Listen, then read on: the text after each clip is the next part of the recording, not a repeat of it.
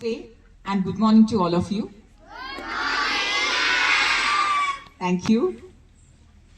So, today, what is the speciality of today? So, it is your day. You like stories? Yes, so I will tell you a story. In 1940s, have you heard about World War? Yes, some of you would have heard about World Wars. Those little children or little friends who have not heard about it, please ask your teachers for more details.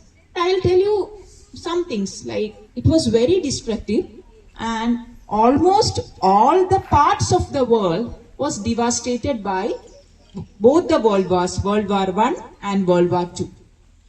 So, during World War II, so it was very destructive.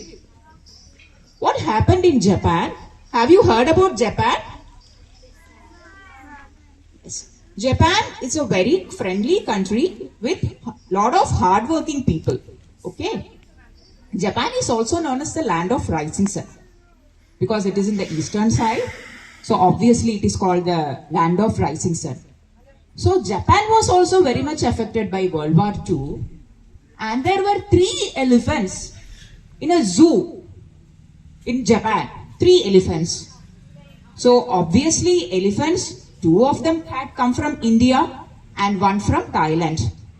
So when the World War was going on, the authorities feared that if something happened during the war and if the zoo itself is destroyed, the animals will be free and they will run into the village, they will run into the cities and they can bring harm to the people.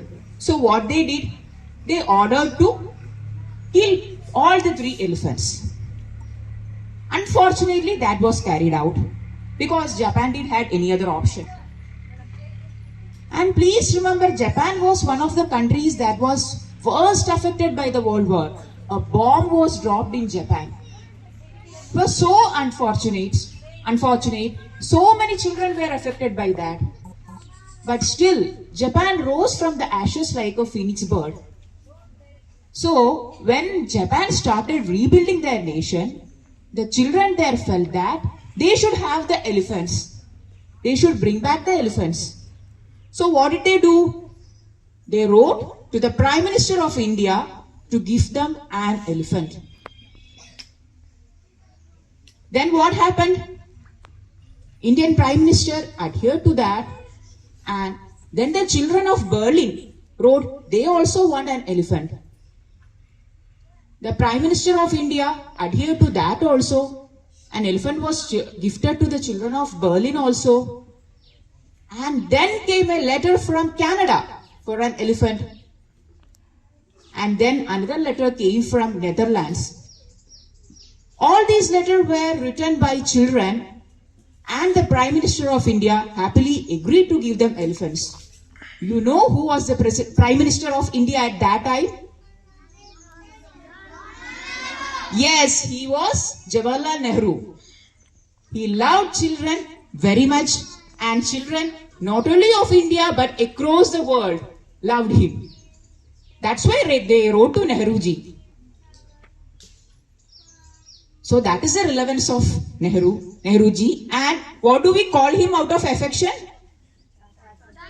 Chachaji. So he had great dreams about children. He believed that a nation is built by the children. Today's children are tomorrow's citizens. So if we mold our children nicely, the country will be peaceful and prosperous. And he aimed for a peaceful world. That is why he loved children across the world. He gifted prizes from India to the children across the world. He aimed to bring peace and harmony through these small efforts. Though it is like a story, it is a very small episode, but the kind of impact our Prime Minister could make in the world of that time, which was divided in so many lines, was tremendous. Both the children and grown-up were influenced in a tremendous way by little deeds of our Prime Minister. So he really believed that children are the real soul of a nation. That's why he loved them. In fact, his niece had written when his schedule was very hectic. But in spite of that, whenever he comes home, he used to play with children. He had the mind of a child. So you know, Nehruji was a freedom fighter. He was sent to jail so many times. The British had sent to him jail so many times. But even in that time, he used it. He utilized the time. He wrote beautiful books. And when you get time, you must read the letters he has written to his daughter, Indira Priyadarshini, who later became the Prime Minister of India as Indira Gandhi. The letters written by father to a daughter from jail. You must read.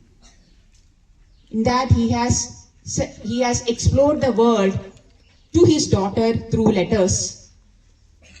You must read, and it is not only addressing his daughter, it is an address to children across the world.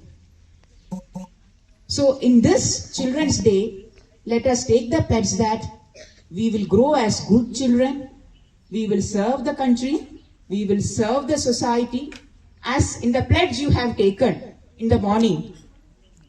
Like we will consider the entire Indians as your brothers and sisters, and you will strive to bring in honor and glory to our nation.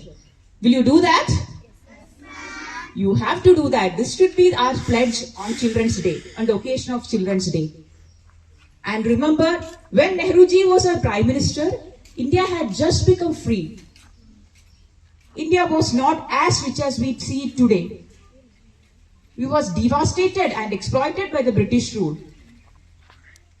But he always strived to bring in pride among the Indian citizens.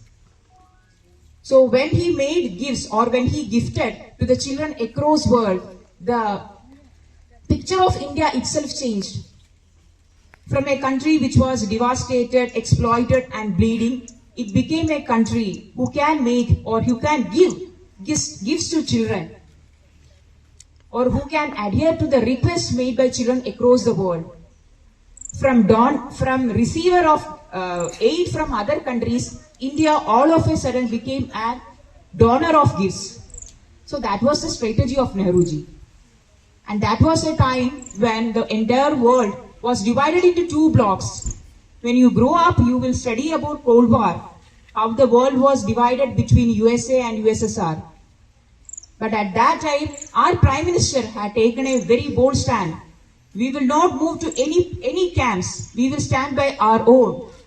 And in fact, he was an active member and an active propagator of non-alignment movement. NAM, we call it as NAM. About non-alignment movement also, we will study. You will study when you go up to higher classes. So he said, we will remain independent. We will be friends to all the countries in the world, but we will remain independent. India's foreign policy is still like that. We will not be in any camp. We will always maintain our independence in international forums. That is why now the world is listening to India, because of the policies framed by our Nehruji. To remain independent, to always keep your head high. So in this, on the occasion of Children's Day, we have to take the pledge that your mind will always be free. Only one thing will be able to influence your mind. That should be knowledge.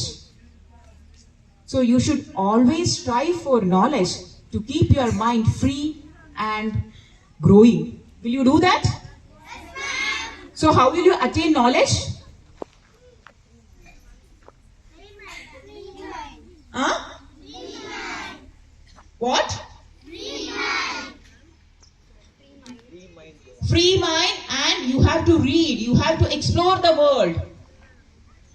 Only if you explore the world, your mind will grow. Your mind will become more free with the reinforcement that you get from reading. So reading is your way to attain more knowledge and to know the world.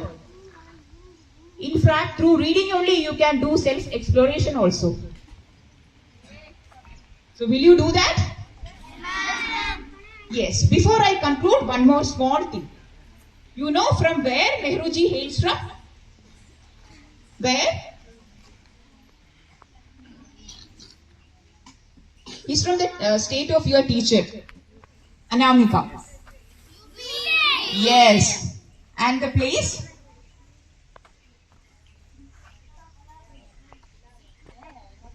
Allahabad, or now we call it as Prayagraj. What is the relevance of that place as far as India's culture and geography is concerned?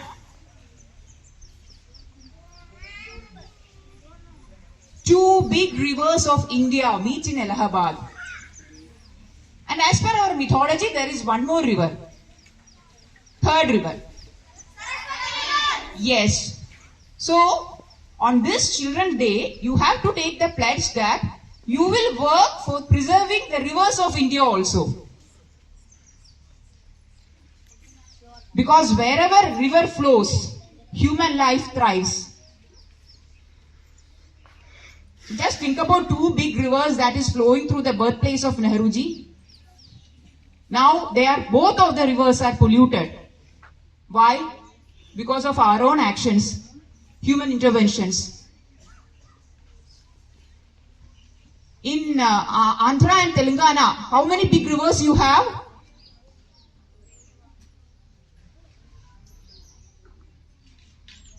Just think, any guess? Or how many water bodies you have nearby?